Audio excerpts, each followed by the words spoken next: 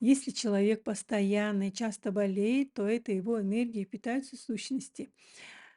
Каждая болезнь имеет время на созревание, и каждая болезнь имеет свою выгоду. Болезнеобретатель имеет выгоду, да, поэтому, если мы будем понимать, болезнь, она всегда посередине, и до созревания, до проявления болезни во всей красе есть некие предпосылки. И что-то оно несет. Вот как бы слева предпосылки, наши действия, шаги или окружающая среда, и справа то, что мы получаем благодаря этой болезни. Иногда пенсия, иногда внимание, забота, иногда какие-то еще другие возможности, и пожалеть себя иногда, да, возможность отдохнуть. Это тоже вот как бы выгода. Выгодоприобретатель кто? Человек. И бывает такое, что частые болезни — это вот вирусные какие-то инфекции, частый грипп постоянный. Это говорит о том, что, среда грязная.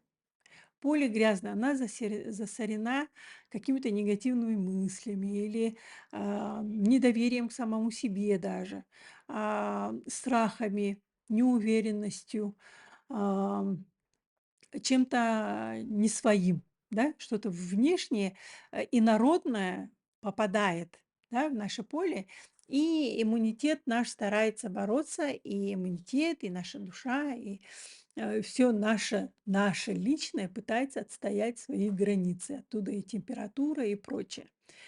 И, поле детей, погода в доме, как бы, да, почва, качество почвы зависит от родителей, отношения родителей друг к другу.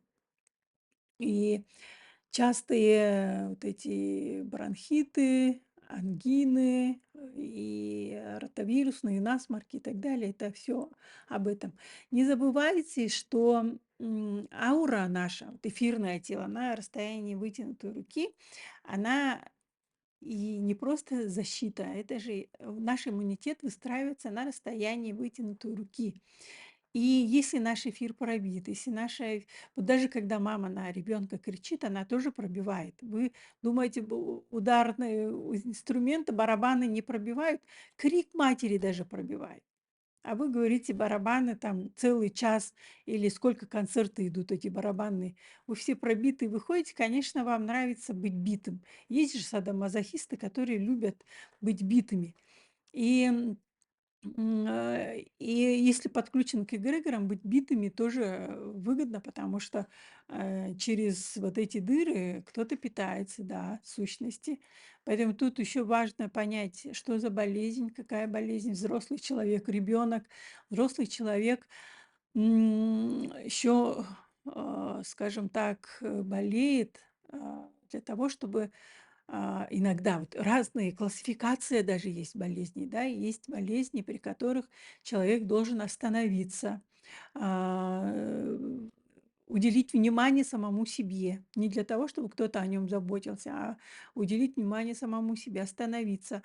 И, очень часто больные люди больше приходят к духовности, чем здоровые, красивые, молодые, богатые и счастливые, да. Поэтому, чтобы остановились, к своему внутреннему "я", обратили внимание, чтобы перестали высокомерить, где-то убрали осуждение, где-то человечность включили, где-то научились понимать других людей. Поэтому, еще раз говорю, есть причина и есть следствие. Если благодаря болезни вы приходите к духовности, например, как я, да, и не молитесь за здоровье тела, а больше молитесь, и спрашиваете, для чего, зачем, что я должен сделать, я, благодаря болезни иду к этому, да, а не так, что избавь меня, Господи, от болезни, я хочу быть здоровой, красивой, чтобы плясать, танцевать, чтобы, как раньше, звездеть на каблуках и так далее. Это уже другой вид желания. И к такому желанию, конечно, это, будет, эта возможность это будет даваться, но не Богом, а кем-то другим. Поэтому болезнь, она всегда очень выгодна для нашего либо развития, либо для нашего дальше отката. Смотрите, причинно-следственная связь И про классификацию болезней можно будет еще поговорить. На, курсе "Ротовые программы", полном курсе мы про болезни наследственные поговорим, а для кормологов, где уже более обширный курс, там уже для здоровья отдельный, более полный курс тоже готовится. Благодарю.